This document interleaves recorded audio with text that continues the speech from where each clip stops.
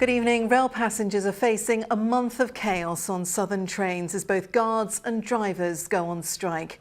In addition to 9 days of action, today it was announced there's also a ban on overtime, which will bring the network to a standstill.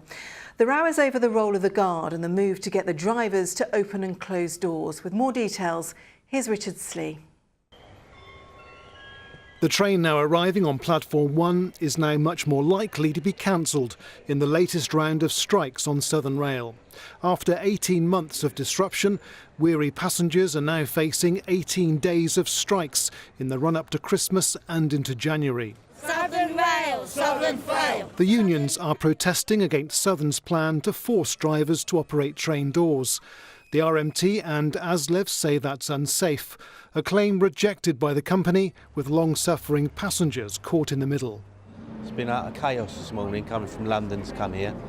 Trains delayed. It's just going on too far. Do you blame the company or the unions? It's hard to say. I think they're both to blame. I wish that the government would step in and sort it out, because I'm just sick to death of it.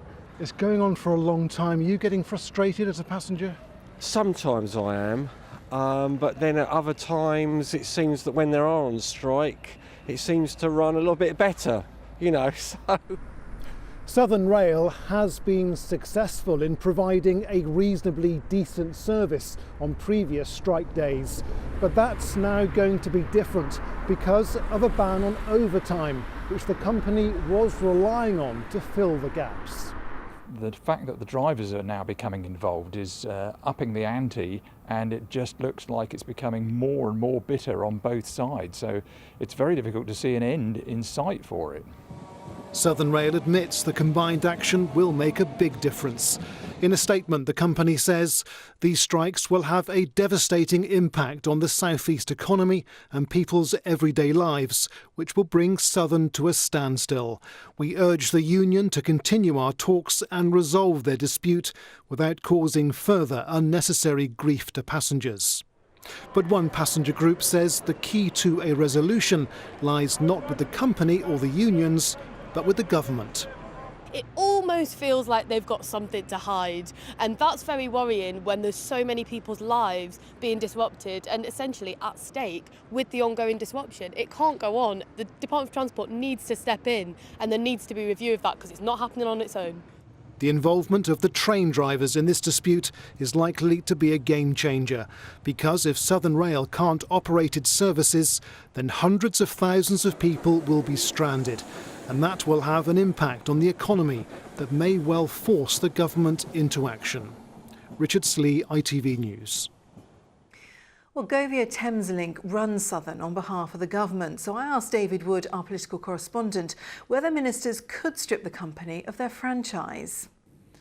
Like with everything here, it isn't that simple, but if the government believes and could prove that Southern isn't operating the services that it's paying it to properly and safely, well then it could simply strip it of its franchise. It's done that in other parts of the country before.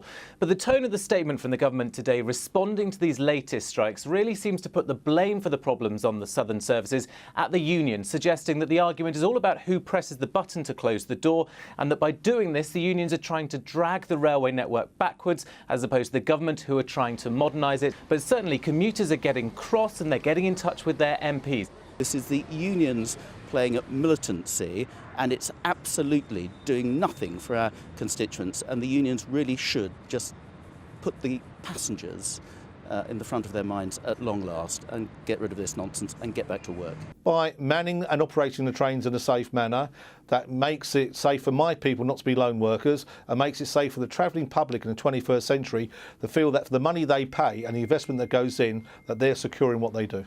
The government has said that if you're stuck on a Southern train and delayed by more than 15 minutes, well, you can claim compensation. That's a shorter period of time to elsewhere on the country's rail network. But I have to say, passengers are getting more and more angry. And it's not just angry at the unions or Southern. I think anger is beginning to turn towards the government as well. They are desperate, really, for a solution. Some people aren't even able to get home to tuck their youngsters into bed at night if they've been working here in the capital. So I think a focusing of minds, and the pressure is beginning to increase on all sides involved. David Wood there, and all the strike dates are on our website. Just head to itv.com/Meridian. In other news, Dorset Police is reported to be the latest force investigating claims of child sex abuse in football. 8 forces are now looking into more than 250 claims of sexual abuse.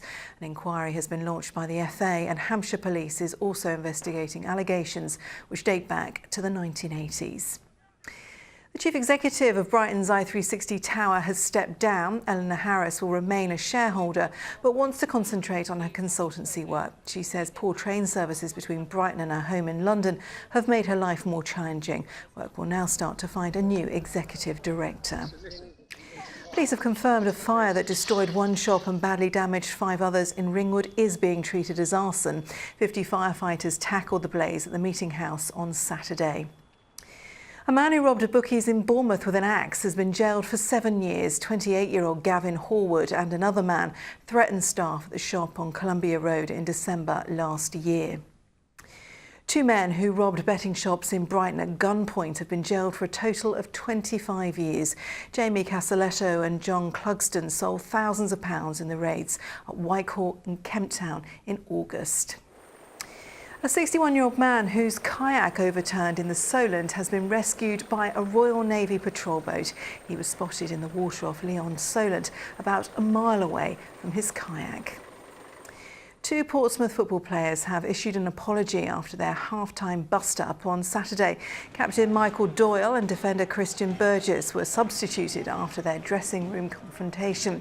Both players say their actions were unacceptable.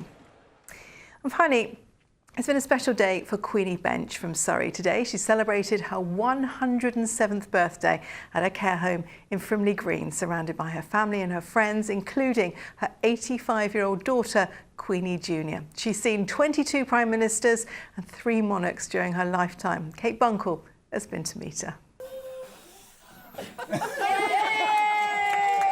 In the year Queenie Bench was born, Selfridges opened, the old age pension was launched, and Shackleton abandoned his bid for the South Pole. Happy birthday to you. 22 Prime Ministers and 3 monarchs later, she's celebrating her 107th birthday with friends at the care home near Camberley, where she's lived for the last 8 years.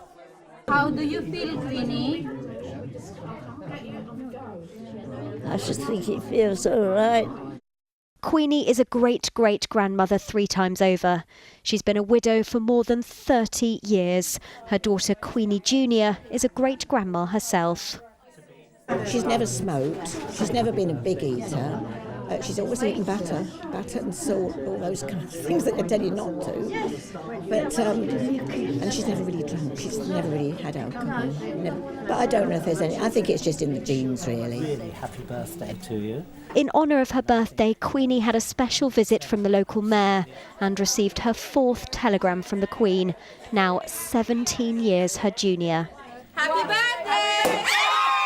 She's by far the oldest resident of her care home and something of a local celebrity.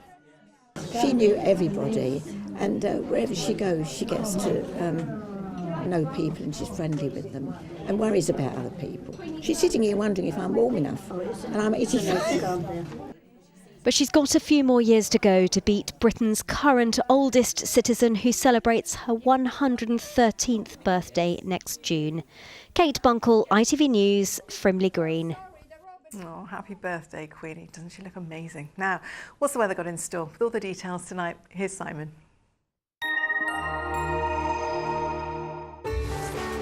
From sleet to the slopes, driving through Europe. Eurotunnel the Shuttle sponsors ITV Meridian weather. Good evening. Well, you've probably already worked out that it is another nippy night, to say the least. A widespread frost and the risk of some patchy mist and fog developing as well. But the plus side is plenty of sunshine to look forward to tomorrow, although temperatures will once again struggle.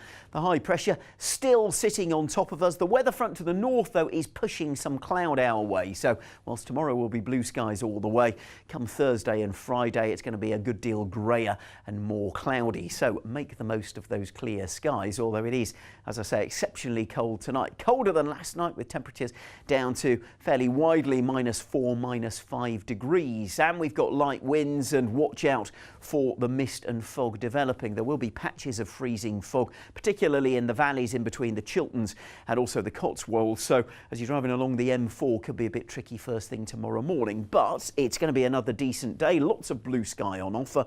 But even with that sunshine, temperatures are going to struggle. Highs around 4 or 5, maybe 6 if you're very lucky, down towards the coast. But look to the north and you can see the cloud is arriving, and that will make for a greyer day on Thursday.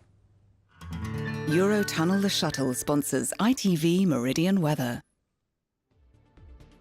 That is all from us for tonight. We are back in Good Morning Britain from 6 o'clock tomorrow morning. But from me and from all of us here on the late team tonight, thanks very much for your company. See you tomorrow. Good night.